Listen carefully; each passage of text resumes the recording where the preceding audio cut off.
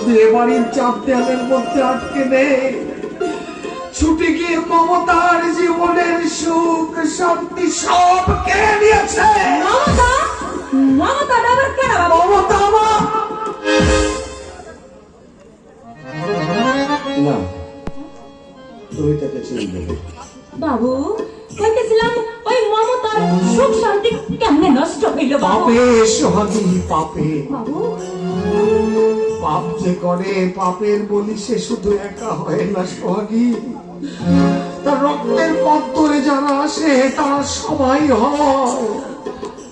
যেমন আমি হয়েছি, ওই মমতা হলো হয়তো পৌশালীও হবে।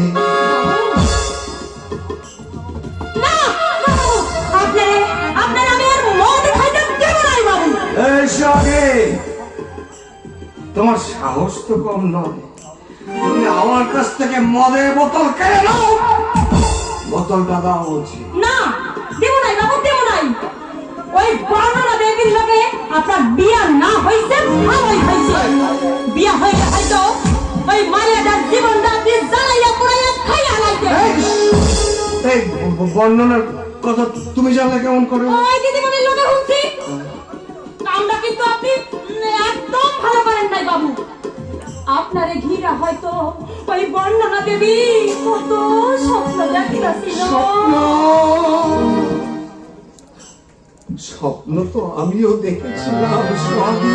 বাবু আমিও তো রক্ত মাংসে গড়া মানুষ। বাবু আমারও তো মন বলে একটা জিনিস আছে সোহাগী, কিন্তু কিন্তু তুমি বলো সোহাগী,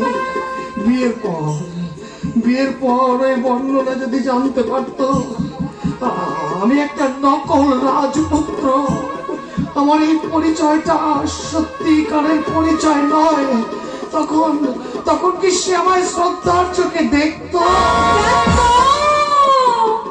দেখতো বাবু, দেখতো। দেখবো নাই কেন বাবু? মায়া গো মন যে বড় বড়। তা তা ওহন আর সেই কথা কইও লাভ কি? আসল কথা কি জানেন বাবু?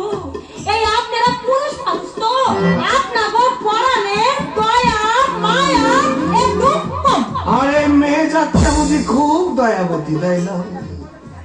আমি আমি একজন মহিলাকে জানি, শুধুমাত্র কামনার মোহে লজ্জা মান সবকিছু বিসর্জন দিতে, যার বিবেকে এতটুকু বাঁধেনি।